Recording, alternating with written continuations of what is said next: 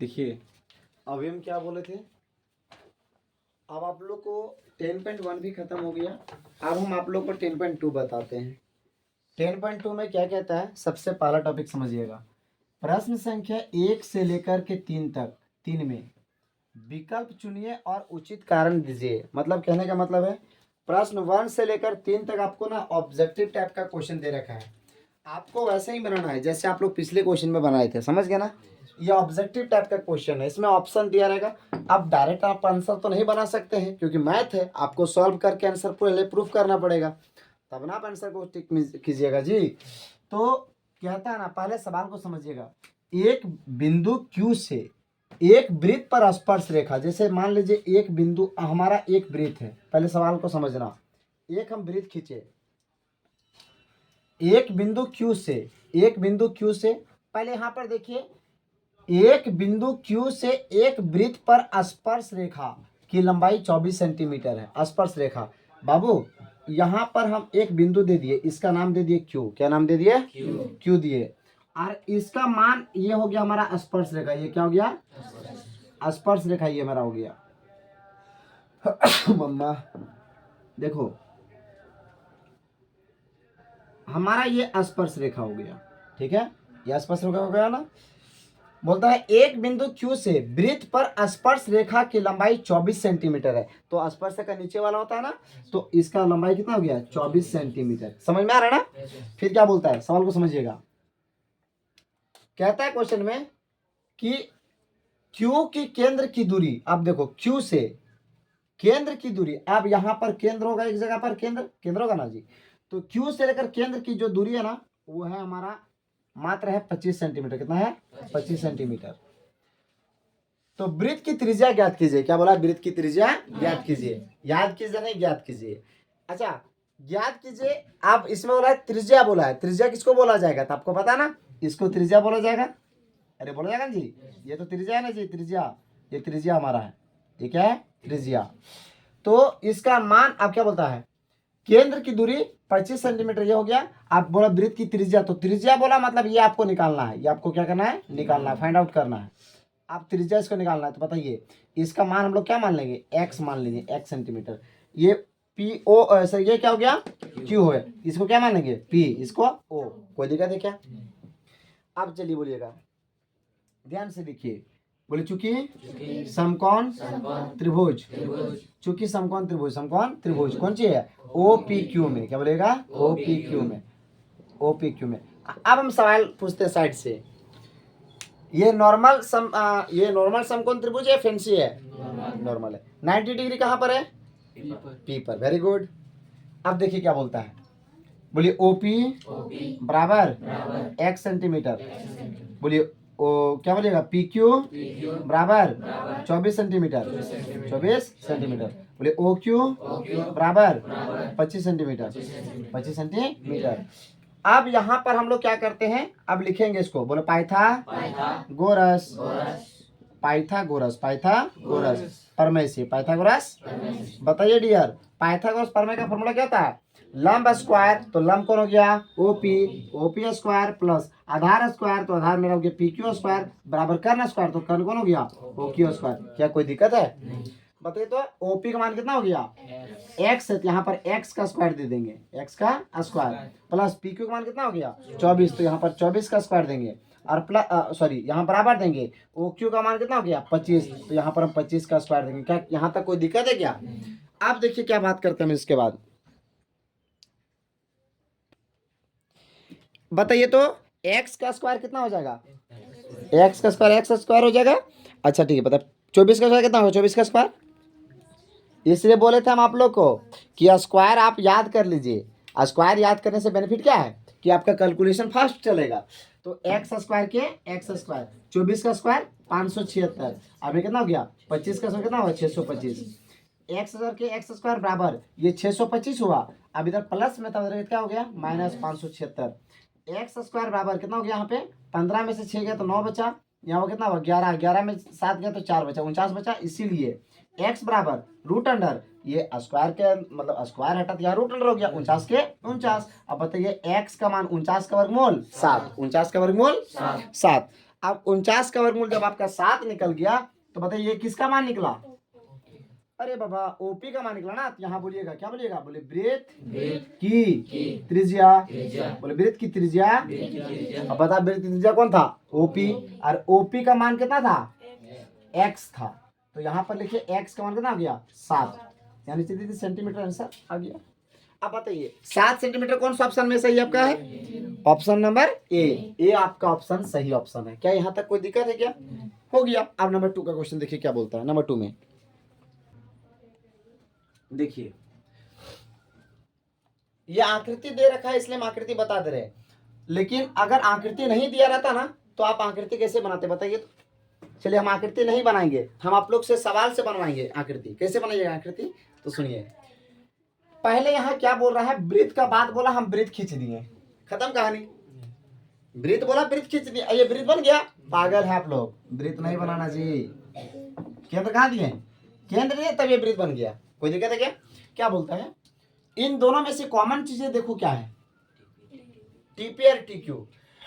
केंद्र ओ वाले किसी वृत्त पर, केंद्र ओ, इसका नाम क्या है? ओ। दो स्पर्श रेखा, दो स्पर्श रेखा। अरे बाप रे बाप, स्पर्श रेखा क्या होता है? ये वाला स्पर्श रेखा हो गया। समझ गया ना? कहाँ बताए रे बाबा, ये कहाँ चला जा रहा है?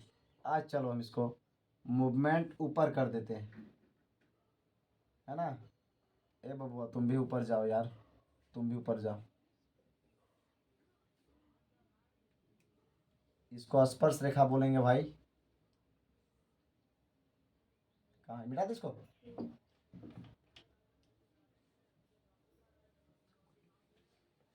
ठीक, ये स्पर्श रेखा मान लीजिए हो गया। देखिए जी ये ओ हो गया, है ना?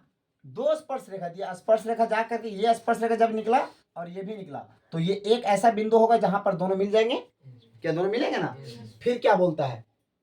टीपी और टी क्यू। यहाँ पर मान लो यहाँ क्या होगा? टी होगा। यहाँ क्या होगा? टी। यहाँ टी होगा, तब यहाँ पर क्या हो गया? पी, और यहाँ पर क्या हो गया? क्यू। खत्म कहानी। देखो ना जी, ये टीपी मतलब ये टीपी और टी क्यू दो का स्पर्श रेखा नहीं हुआ।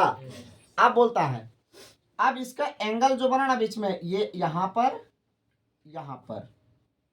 इस तरह, तो इसका जो बोलता है ना, देखिए इन दोनों में से आप इसको कैसे पहचानते हैं कि 110 डिग्री किसका मान दिया हुआ है? बताइए तो। ओ का मान, पी का मान नहीं, ओ का मान। क्यों? क्योंकि बीच में क्या दे रखा है? ओ। अरे क्यों नहीं रे बाबा, ओ है ये। ओ का मान कितना दिया है? 110। तो ये मेरा बना ना सर, ये वाला वो 110 बना। कितना बना सर? 110 डिग्री बना। क्या कोई दिक्कत है क्या? सुनिएगा सवाल क्या बोलता है। एंगल पी टी क्यू, क्या बोला है? P T Q. बताइए इसमें किसका मान निकालना है? पी का, टी का या क्यू का? टी का। Very good. तो ये टी का मान आपको निकालना है बाबू, ये टी का मान, ये वाला इसका मान। यहाँ एंगल कितना बना? तो यहाँ पर हम लोग को एंगल बना, इसको हम लोग मान लिए चलिए एक्स डिग्री बन गया। कितना बन गया? X degree. यहाँ तक कोई डाउट नहीं है ना आप लोगों को? अब देखिए फिर मैं बताता हूँ, एक सवाल पूछता हूँ।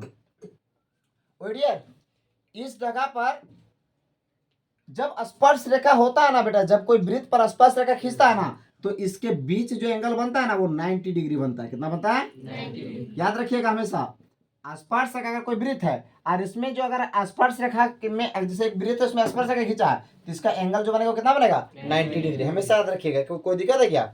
आप बोलिए, बोले चुकी, बोले चुकी। ये क्या है? पी ओ क्यू टी क्या है? बोलो चतुर्भुज। बोले चतुर्भुज। पी ओ क्यू टी में हो गया।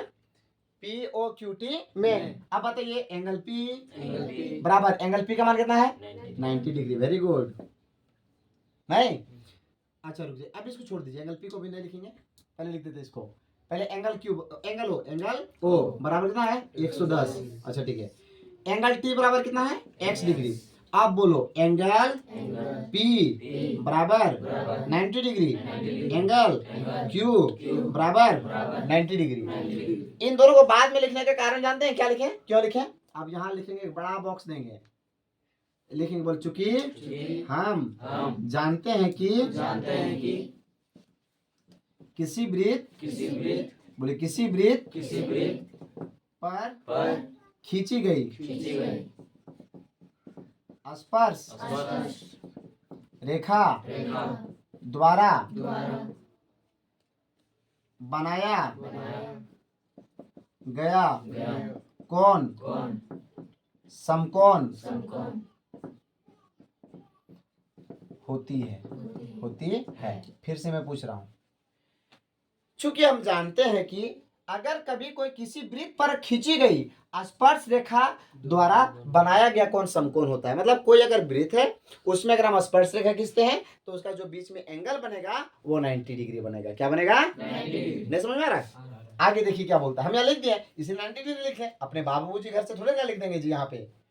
अब बोलेंगे, बोले चूंकि हम जानते हैं कि क्या जानते हैं, बोलिए तो, चतुर्भुज के चारों कोनों का योग, अरे बाबा बोलो ना, कोनों का योग 360 डिग्री होता है।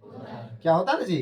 चूंकि हम जानते हैं कि चतुर्भुज के चारों कोनों का कितना होता है? 360 डिग्री होता है। तो बताइए, बोलिए angle P plus angle Q plus angle O plus angle T बराबर 360 डिग्री, बराबर 360 लिख दिए। Angle P plus angle O plus angle Q angle T 360 degree.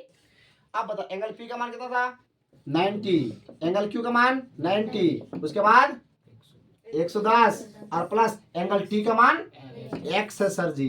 यहाँ x लिखे बराबर 360 के 360। अब आप लोग, मुझे यहाँ तक समझ में नहीं आ रहा क्या? आ रहा है तो बहुत बढ़िया बात है।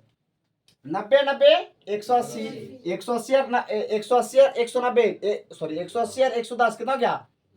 290 290 प्लस x बचा बराबर 360 डिग्री। अब बताओ डियर, इसके बाद क्या करेंगे? अब बताओ, अच्छा बताइए, हम 290 कहाँ से लिखे? 90 को जोड़ दिए पहले, और जोड़ने के बाद क्या किया सर जी? 110 को भी जोड़ दिए तो मेरा 290 आ गया, प्लस x बराबर 360 डिग्री। अब यहाँ लिखे x बराबर 360 के 360 प्लस में देखो जो माइनस 290 के 290, x बराबर कितना हो गया? 360 में से कर 360 में 290 से कितना बचेगा? 70 डिग्री। अब बताओ x किसका मान था जी? x हम किसको माने थे सर? t का। किसको? t का। अब बताओ ये t को ही क्या बोलते हैं? अब आप लोग ये t को ही हम लोग बोले थे एंगल PTQ। बोलिए एंगल PTQ बराबर x। अरे x था ना बबुआ? अब x का मान कितना आ गया? 70 डिग्री। बोलेंगे एंगल PTQ बराबर 70 डिग्री, इसका आंसर आ गया। खत्म कहानी छोटो। क्या कोई दिक्कत है क्या? मेरी बात है? ये आपका 2 क्वेश्चन कंप्लीट हो गया। थर्ड क्वेश्चन देखिए क्या बोलता है।